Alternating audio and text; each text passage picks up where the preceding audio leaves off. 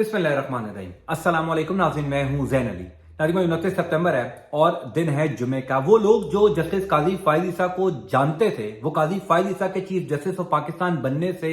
पहले से कह रहे हैं कि जो तमाम अंदाजे काजी फाइज ईसा से मुतल्लिक लगाए जा रहे हैं, जो एक तजजिया काजी फाइज ईसा से मुतल्लिक पेश किया जा रहा है या जो परसेप्शन काजी फाइज ईसा से मुतल्लिक बनाई जा रही है, जिस दिन justice Qazi Faez Isa chief justice of Pakistan बनेंगे, ये तमाम अंदाजे गलत हो जाएंगे, ये तमाम तजजिए गलत हो जाएंगे, ये तमाम परसेप्शन गलत हो जाएगी। क्योंकि काजी फाइज ईसा साहब के चीफ जस्टिस ऑफ पाकिस्तान बनने से पहले से ये खबरें गर्दिश कर रही थी कि जनाब अब पाकिस्तान तहरीक इंसाफ को रिलीफ नहीं मिलेगा, अब इमरान खान को रिलीफ नहीं मिलेगा। जो केस भी इमरान खान का सुप्रीम कोर्ट ऑफ पाकिस्तान में जाएगा, काजी फाइज ईसा उसके खिलाफ फैसला देंगे। इमरान खान की तमाम दरखास्तों को उड़ाकर रख दिया जाएगा, क्योंकि इमरान खान की हुकूमत में काजी फाइज ईसा के खिलाफ रेफरेंस दायर हुआ था। लेकिन हर गुजरते दिन के साथ जस्टिस काजी फाइज ईसा ऐसे ऐसे सरप्राइज दे रहे हैं, ऐसा ऐसा सुप्रीम कोर्ट ऑफ पाकिस्तान से खड़ा किया जा रहा है जो किसी ने सोचा भी नहीं था। जब जस्टिस काजी फाइज ईसा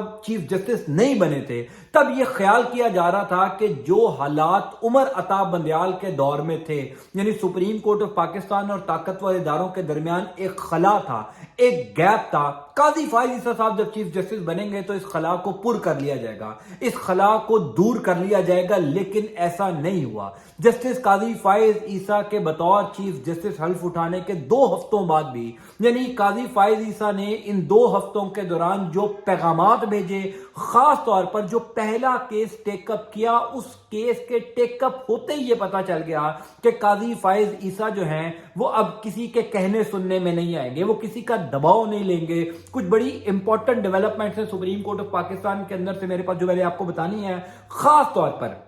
इमरान खान के हवाले से ये खबरें शहर इक़्तिदार में क्यों गर्दिश कर रही हैं कि जस्टिस काजी फाइज ईसा ने फैजाबाद धरना केस टेकअप करके कुछ पैगाम दिया है। फिर इमरान खान को कौन सा पहला तोहफा मिला है सुप्रीम कोर्ट ऑफ पाकिस्तान से, वो अनप्रेसिडेंटेड कुछ चीजें जो एक्सपेक्ट नहीं की जा रही थी सुप्रीम कोर्ट ऑफ पाकिस्तान से, खास तौर पर तहरीक इंसाफ के मामले में, वो क्या हुई है पिछले 24 से 48 घंटों के अंदर। तमाम तर तफसीलात मैं आपको बता देता हूं। देखिए, पहली बात तो ये है कि जब जस्टिस काजी फाइज ईसा अभी चीफ जस्टिस नहीं बने थे, Umar Ata Bandial chief justice of Pakistan थे, एक डर था, हर जगह पर ये खबरें गर्दिश करती थी कि जिस दिन काजी फाइज ईसा चीफ जस्टिस बनेंगे, इमरान खान की खैर नहीं है। और ये तमाम वो लोग खबरें फैलाते थे जो नून लीग के साफी तस्वुर होते हैं, जिनको नून लीग के करीब समझा जाता और कहा जाता था कि जनाब अब नून लीग के सुनहरे दिन शुरू हो गए हैं। यानी जिस दिन जस्टिस काजी फाइज ईसा का पहला दिन था बतौर चीफ जस्टिस, उस दिन नैब तरमीम के हवाले से, मैं बार बार इस पर बात करता हूं कि नैब तरमीम के हवाले से बड़ी बाज़गई थी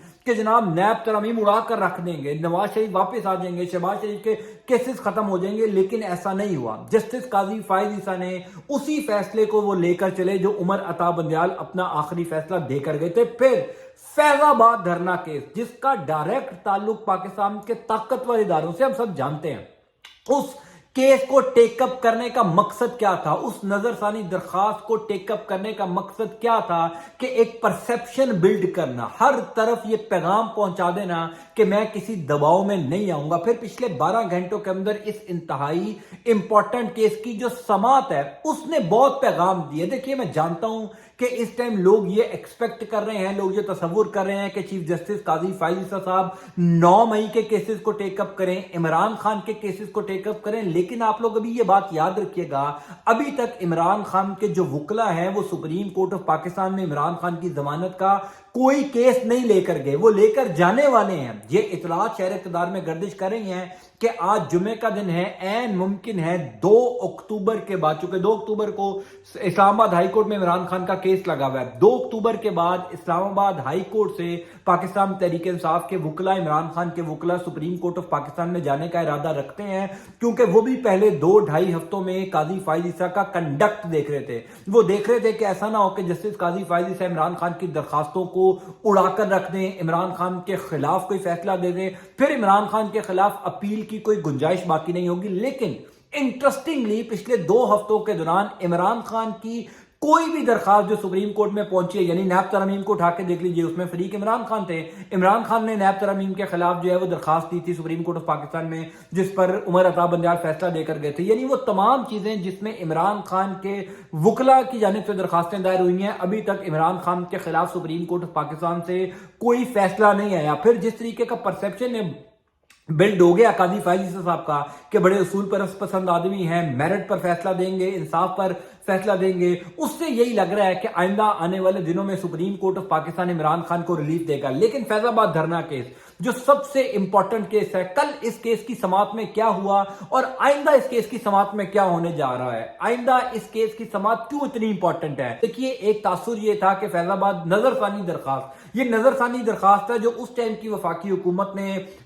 درخواست دائر کی تھی، گو کہ کل جو اٹارنی جنرل ہے منصور عوان، انہوں نے سپریم کورٹ آف پاکستان میں یہ استدعا کی کہ وفاقی حکومت یہ درخواست اب واپس لینا چاہتی ہے۔ یہ اس ٹائم کی وفاقی حکومت نے درخواست جمع کرائی تھی، لہٰذا جو موجودہ نگران سیٹ اپ ہے، یہ جو وفاقی حکومت ہے، نگران وفاقی حکومت، یہ اس درخواست کو واپس لینا چاہتی ہے، جس پر چیف جسٹس آف پاکستان قاضی فائز عیسیٰ صاحب نے یہ کہا کہ اب کیوں آپ کو غلطیاں ہمارے فیصلے میں نظر نہیں آ رہی۔ تب تو وفاقی حکومت نے یہ درخواست اس لیے دائر کی گئی تھی کیونکہ اس time supreme court of Pakistan کے فیصلے میں آپ کو غلطیاں نظر آ رہی تھی، آپ کو اب کہاں پہ غلطیاں نظر نہیں آ رہی، اب اس درخواست کو کیوں واپس لیا جا رہا ہے۔ اور کل ایک بڑی زبردست بات جسٹس قاضی فائز عیسیٰ نے کی کہ اس تمام تر معاملے کے اندر لوگ ڈرے ہوئے کیوں ہیں۔ اب ڈرے ہوئے کیوں ہیں یہ آپ سب کو پتا ہے کہ اس کیس کا ڈائریکٹ تعلق کس کے ساتھ ہے۔ اب کچھ لوگوں کی جانب سے یہ کہا جا رہا تھا کہ فیض آباد دھرنا کیس شاید اس وجہ سے دوبارہ ٹیک اپ کیا گیا ہے، اس وجہ سے شاید اس کی نظر ثانی درخواست جو ہے اس کے اوپر عمل درآمد کیس دوبارہ جو ہے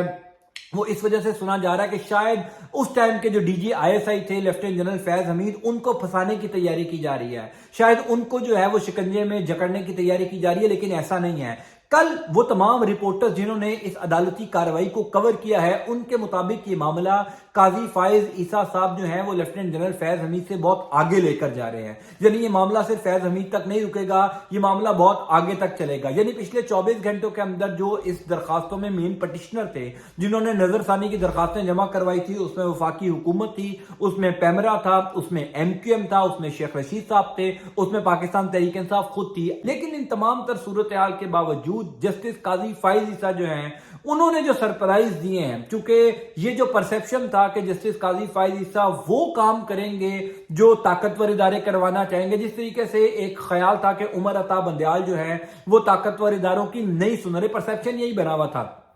کہ عمر عطا بندیال اپنی مرضی کے فیصلے کرتے ہیں، اسی وجہ سے انہوں نے وہ جو پنجاب میں وزیر اعلیٰ کا فیصلہ ہوا تھا، حمزہ شہباز کو اڑا کر پرویز الہی کو وزیر اعلیٰ بنایا تھا، اس ٹائم سے لے کر اب تک جو ہے وہ یہی خیال کیا جا رہا تھا کہ عمر عطا بندیال شاید کسی کے کہنے سننے میں نہیں آ رہے، اور جب قاضی فائز عیسیٰ صاحب چیف جسٹس بنیں گے تو پھر سب معاملہ ٹھیک ہو جائیں گے، لیکن ایسا ہوتا ہوا نظر نہیں آ رہا۔ ہر گزرتے دن کے ساتھ قاضی فائز عیسیٰ جو ہے وہ